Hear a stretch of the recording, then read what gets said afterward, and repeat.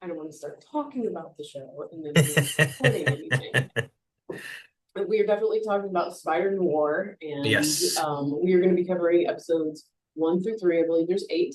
1 through Yes. 3 this week, 1 through 3 next week, and then the last two the week after, because then after that, guess what starts? Oh, I'm ready to get hurt again. I'm ready. We're talking about House of Dragons. So yeah, yeah, the timing is good. So Spider Noir starring Nicolas Cage, Legion Lee, Brendan Gleeson, I'm forgetting blanking on his name. Is it Danny Houston? Yes. Is okay, Lamorne Morris. Lamar Morris, and Janet No, Jack Houston. Jack Houston. Okay, yeah, that's his dad or his grandpa.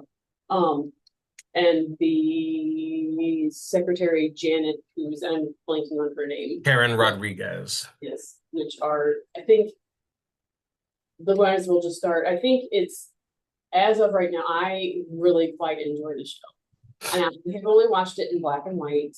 Um, because it's noir, and I think like if you're going to understand and get the vibe of noir, you should watch it in black and white. Now, that's not to say that the things I have seen in color I haven't like I'm not saying that I haven't enjoyed it. I think they do the color saturation and the over exaggeration of colors. I think it looks pretty amazing. So I don't think there's a wrong way to go with watching the show. It's just I chose to watch it in black and white. And I have to say it's pretty freaking gorgeous. I love it in black and white. I'm gonna be less nice. There is a wrong way to watch it. And no, no, I think they did a really good job with the oversaturation with the color.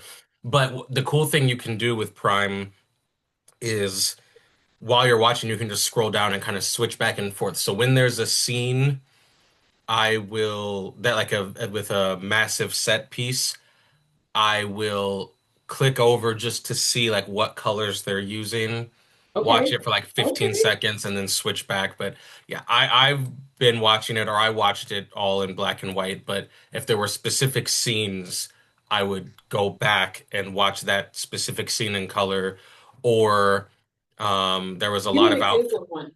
do what? Give me an example of all you've seen. Like that didn't even occur to me. Um, so whenever they're at the lounge Okay. and Cat Hardy is singing you could just like they kind of slowly pan over the club. That's one where I would go back and watch it in color because they talk about the dress she's wearing and I'm like, well, it's a white dress to me, but oh, it turns out it was green. Okay. Or when he's walking on the rooftops or something like that, I'll go back and watch that one in color just to see like how they're doing the sunlight hitting the buildings and the cars and stuff like that. But it's like 99% I'm watching it in black and white. But if there's or as deeper into the season, you'll see more of like Silvermane's apartment, and that's one where I like, oh, I'm curious how he decorates his apartment, so I Okay. can watch that in color. That that I mean that's smart. It didn't even occur to me that like, oh, okay, like let's see what colors because I did just find out that Lamore Morris, where he's playing Robbie Robertson, his suit is orange. He has the same suit Yeah, but different ties, had no right? idea. And then I watched the new Rockstars breakdown. So then I would go back and I was like, oh yeah, you're right. Like every time it was pretty much the same. Which is, I mean, it's understandable because we are dealing with the 1930s, and it is Yes. not a time where a bunch of people have a lot of money. It is very people are making money and during prohibition obviously, and Yes. not the it it was legitimate people and illegitimate people making money in this, but like the time frame is it's a kind of on its way out. It's like Yes.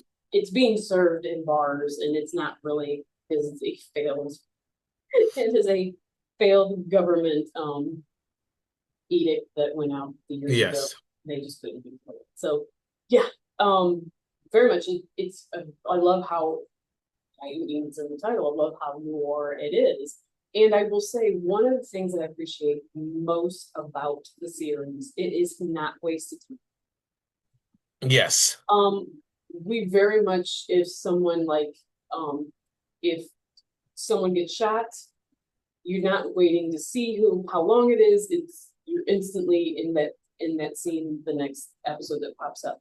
Yes. Um, the story moves along very quickly. There are no like, well, like because we very much open up with the fact that Ben Riley, who's not the same Ben Riley as into Spider-Verse, but they did a good job of keeping Nick Cage as far as the Spider Noir Peter Parker.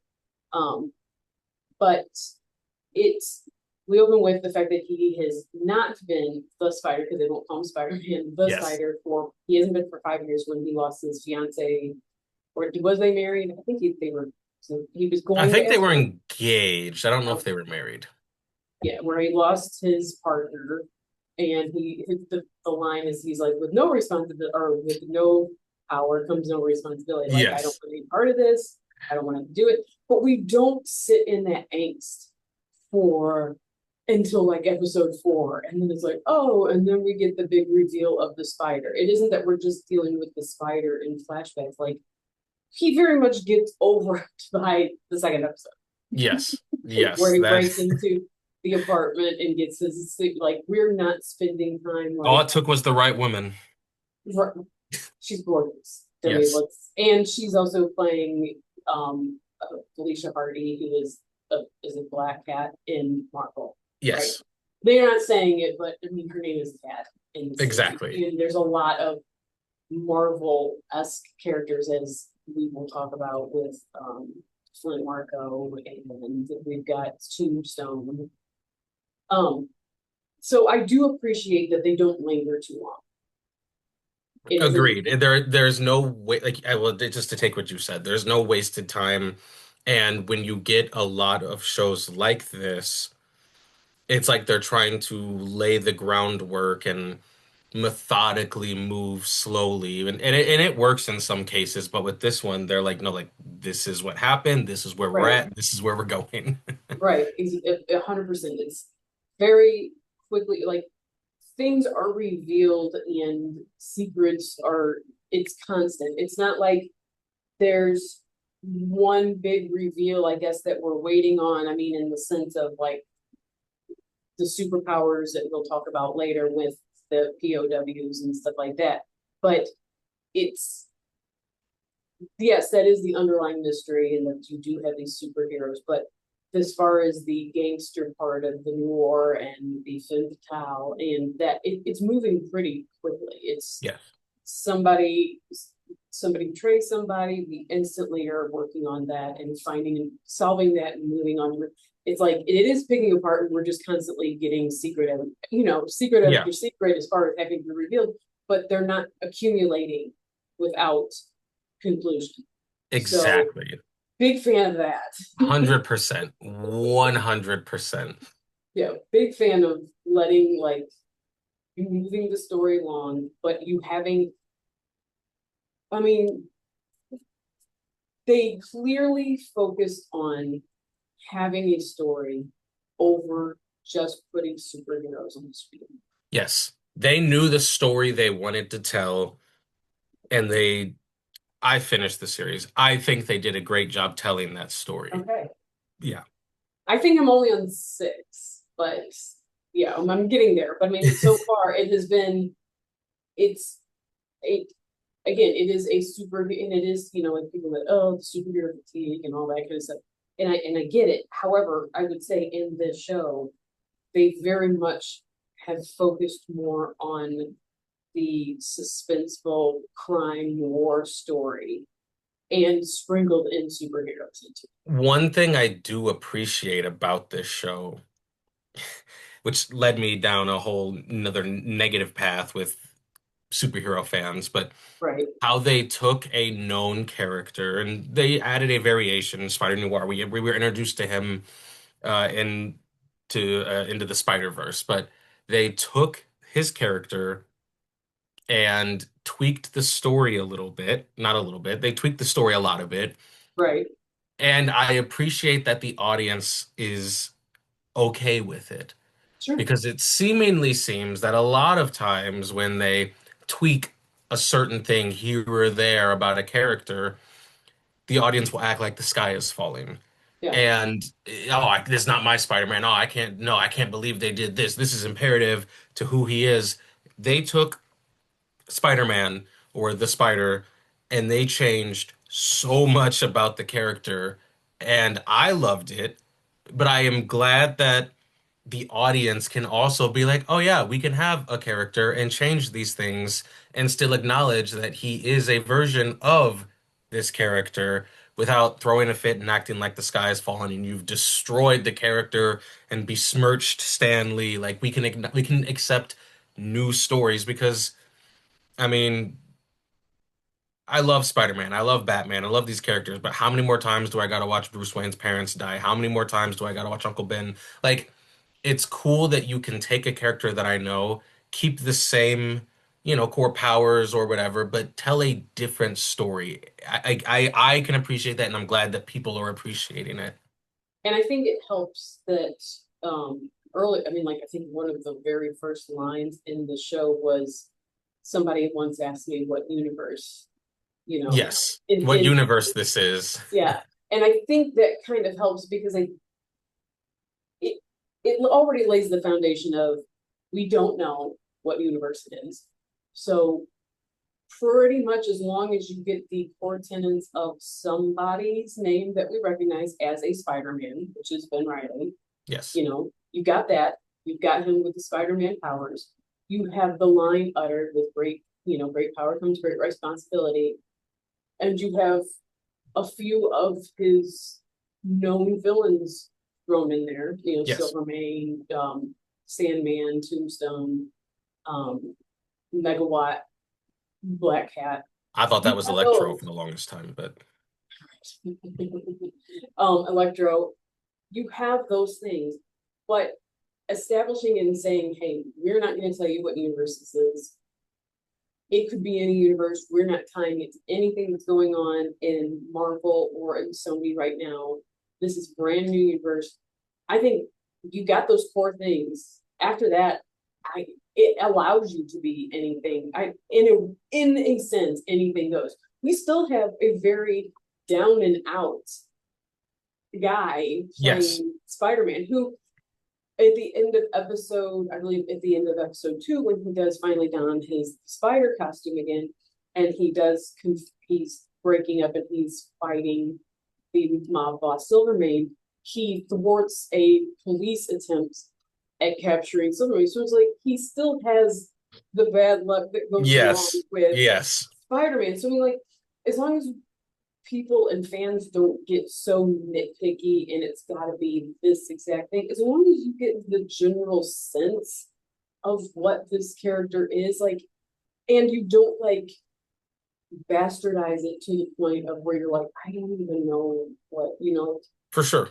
I don't want to like throw Star Wars into this, but I'm like when you kind of do that to like Luke Skywalker, and people are like, I don't even like particularly the guy who was built on hope, and now he's killing kids. Like, Now, yeah, now he's in here about to do what his father did. right, so it's like as long as you don't like those people, the people who are fans, like I said, like with this, you do have again, it does allude to the fact that his name was changed at some point after the war, so he could be Peter Parker. He We could don't. be, yes. The fact is, we know him as Ben Riley, which is a version of Spider-Man, and he doesn't have to be the version of Spider-Man that we know because it could be any universe out there.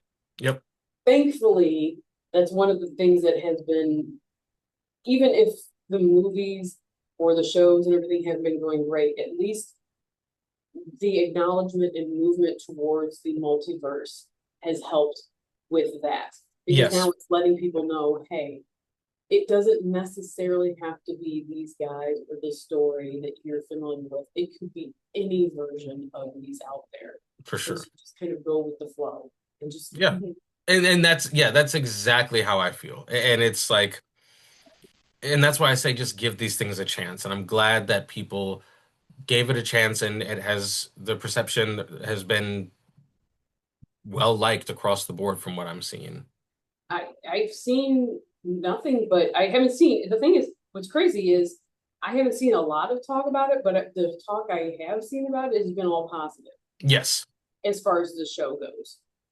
And I think Um, Nick Cage is a big reason for that. Like he's always been an interesting actor. I mean, he's always been an interesting guy, but I think he did just a great job balancing this noir detective, but showing us what a noir Peter Parker would sound like with the comments in the middle of a fight or just the stuff he says, the quick remarks. Like that is what we expect from a Spider-Man slash Peter Parker. And he did a great job giving us that of with an old man noir version, which like that's not easy to do. And No, it's not. But like, the one thing about Nicolas Cage is he's gonna give you 100% no matter what. yes, Even if the project is hot trash, there you can't say that he phoned in his agreed. anything. So like he's always gonna do that. And I did recently read that him, I think one of his kids got him into watching Breaking Bad. And that he recently, like, he just really never really watched TV and never wanted to do TV or a series.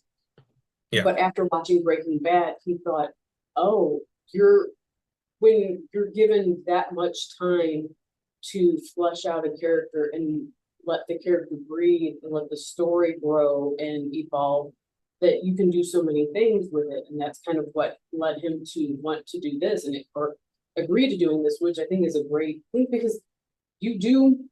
How much have we been robbed of Nicolas Cage being like a series lead because his kid didn't introduce him to Breaking Bad sooner?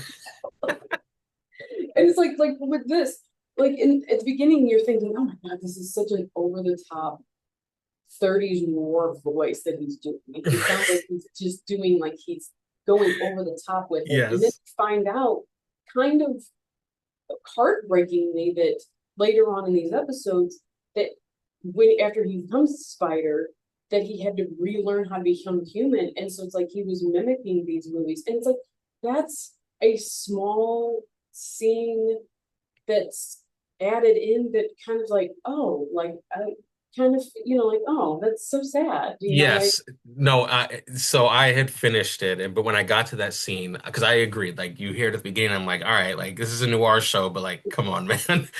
And then you hear that and it's like, oh, okay. And then Sarah's watching it now, and she just got to the part where he kind of told that story. mhm, And just hearing it again, because I was like in the other room and I heard that and I was like, oh, that's such a good detail that like adds depth such to a his good, character. yes, because then you're like, you go back and you think, oh, like his, because early on, like even when before the show had come out, and he was talking about, he was like, I'm 70% Humphrey Bogart and 30% Bugs Bunny.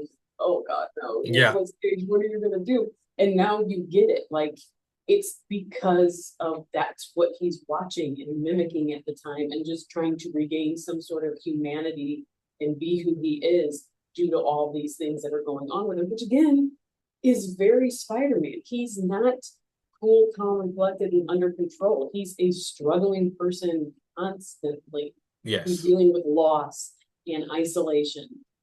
Now, thankfully, in this, he has his his cohorts in as far as Robbie Robertson, which Lamorne Morris, like So good. So good. he's so good, and he's done more for that character than I mean. Think of the just one-offs that Robbie Robertson has been in the movies. Like you Right. didn't know who he was in He's anything, there, but like, right? But this he brings, like and even with the villains, you get that they're reluctant, that they're even kind of heartbreaking characters. You get that almost in I think in episode 3 when you see them kind of in the shanty the towns, shanty town. Yeah. and that they're just kind of pulled up together like like abandoned dogs, Yeah. and cowering, and they just don't want any part of this, and like, they're Their lives are already tough and they don't want to do anything that will add to that, right. but now they're thrust into it. Right. I mean, and it deals with race and poverty so well Yeah. that it doesn't make them like brush them off as the no big deals. They're actually kind of semi characters in the Yes. show. You know, just Warren Morris's um his subway ride to to Harlem with the flashes of Yeah. him being the only black person, then one black person, multiple African Americans, just all in, and just how that changes. And just the him having to struggle to get into the newspaper business again, even though that he's clearly the one bringing the stories and doing all the work. Doing all the work, bringing the top stories, taking the great photos, and they're like, yeah, yeah, maybe we'll run your story, but not give you your job back. Maybe we'll run your story, but change everything you Everything. wrote. Yeah. So yeah, I've just thought like so far, like I said, I think I'm on episode 6 or I'm close to the end. I just haven't finished it yet. But just in these first 3, when we're dealing with you learning who Ben Riley is, him, you then instantly have him hooking up with, I don't mean hooking up, but that Cat Hardy hiring him, even though he was originally blackmailing her. That's how he learns of Flint Marco. Flint Hmm. Marco disappears. Cat Hardy hires him to find him. In the meantime, we know about Silvermane kind of wreaking havoc on the city because the Spider has taken his 5-year hiatus. Then you have Robbie Robertson tracking down the story about like, oh, wait a minute, now we don't only have just Flint Marco, but now we have this other guy who's superhero. And in the first 3 episodes, I think they do a great job of quickly moving that story along. Yeah, they tell, I'm not going to say a complete story, but Sure. they tell a compelling story that answers the questions that they brought up, introducing new ones, but not hanging you out to dry. And I say this every time I bring it up, not to bring up the Acolyte again, but it's like the complete opposite of what they did for the Acolyte, Right. where it's like, yeah, here's a mystery type show that is going to not waste time. It's going to develop characters and answer your questions, or even if it's not going to fully answer them, it gives you enough to feel like you at least have an idea of what's going on versus just feeling completely lost for 2/3 of the show. And Right. like, oh, we're saving everything for the finale. It's like, well, no, like I don't want like, No, yeah, save some stuff for the finale maybe, but like wrap some things up, explain some things. Don't keep me in the dark from episode 1 to episode 6.5. no, exactly right. And like I said, they move it quickly from like you finding out his backstory about that he's taking a break. He has these parts. Episode 2, he already is back into his costume and and attacking. And you learn about more of the superheroes or the supervillains, and you're moving right into then another supervillain and him putting the dots together of like Silvermane and marking his money, and he's trying to protect Cat Hardy, who he's kind of falling for, and she's still in love with Fort Marco, and She's falling for him, quite literally. right, and it's like he by the end of episode 3, Silvermane is shooting his lieutenant dead, you Yeah, know, and like you have that happening really quick, and I say even about episode 3, um, we get to see the Spider use his powers more than just to take punches from Tombstone and Flint Marco. We see him breaking into Silvermane's place, yes. and him like putting his webbing on the door, and so he did it, him crawling across the ceiling to steal his money. It was good to see the Spider's powers being used for something other than just their fight scene I and thought parts. that was I thought that was really cool where he and I would have to assume that even when he wasn't the Spider during that 5-year break, he would still do use his powers like that just Right. for his day-to-day job, where he didn't want the responsibility of being a hero vigilante, but he's got to get paid during the Great Depression and he's able to use his powers.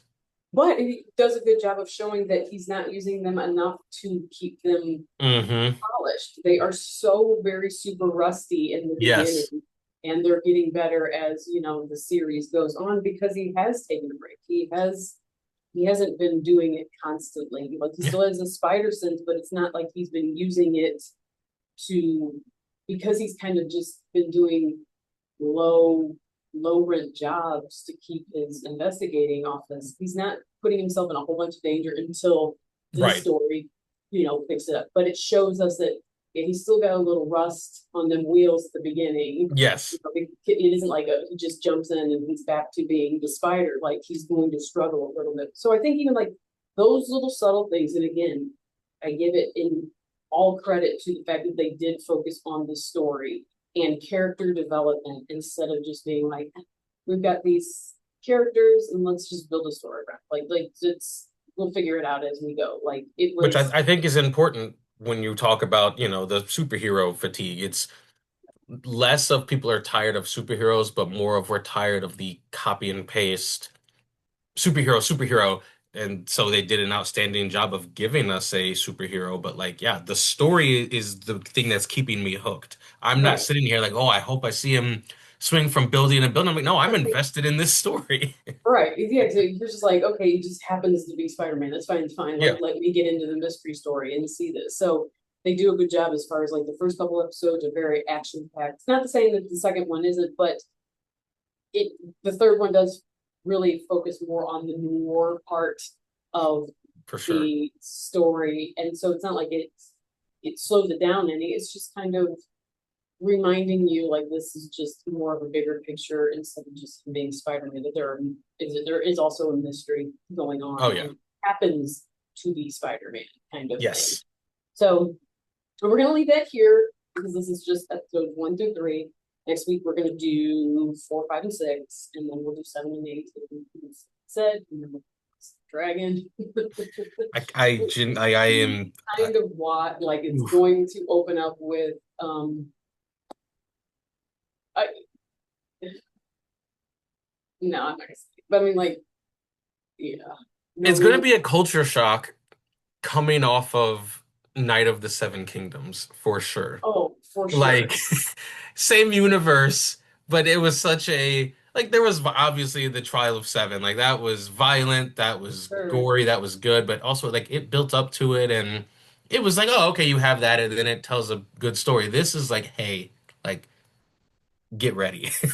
Get ready. There's a whole bunch of kids that are about to be killed. Yeah. You know how you like Dag? Well, good. I'm going to go back and Right. watch that if you want to see a kid live. But this, Exactly. I am so not looking forward to. So my, I was telling my oldest this last night. She had just finished watching A Night at Seven. She was like, finally, I finally got to watch it. Little back, she's in college right now, so she's not watching shows on the regular. She just watched it. She was like, I loved it. I thought the costuming, I thought it was all great. And again, so it's like, and oh, loved Egg, loved the played Egg, and then we get to talk about this dragon, and we're like, oh, I think we know what episode's going to open up with, and there's a lot of that happens, and there are a lot of other bad things that happen to children in this. But I was like, the part I'm not looking forward to the most is I'm trying to do this without spoiling too much. But there's a reason dragons are not around. Mm, Game of Thrones time. yes. And yes, they're we'll just say that there is a genocide that happens while you know they're kind of in their hiding hole in their room. I'm not looking forward to that part. Tear the Yeah. kids apart, it's fine. It's just The throw a kids, kid we've off. seen it before. We've seen it before. But I mean, yeah, I'm still traumatized by whichever one got pierced through the heart by the Ice King. And Yes. game like that one still bothers me. Yes. So yeah. So we have that to look forward to and open up in about 2 weeks. I guess it starts on the 21st. Yes. So yeah, the summer will be flying before you know it. The Odyssey will be out. No.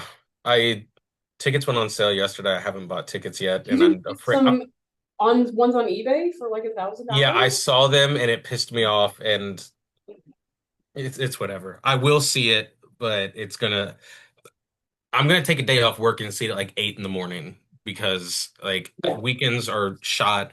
Plus, I only want to see it on one screen here in St. Louis. So like, oh, you can go see it in St. Charles. Like, I literally don't care if it's not in South County at Ronnie's. I'm not seeing it.